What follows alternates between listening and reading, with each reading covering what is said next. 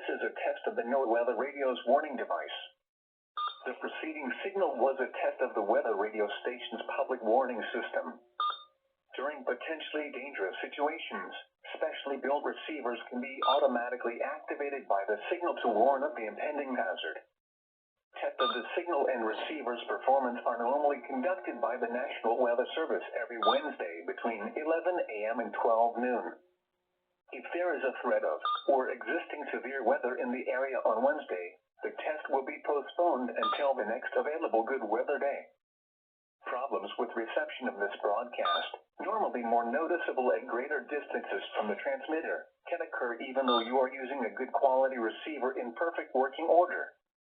To provide the most consistent and dependable warning service possible, the warning alarm will be activated for hazardous watches and warnings for the following counties: Brazoria, Chambers, Fort Bend, Galveston, Harris, Liberty, Montgomery, and Waller. Repeating, this is a test of the NOAA weather radio's warning device.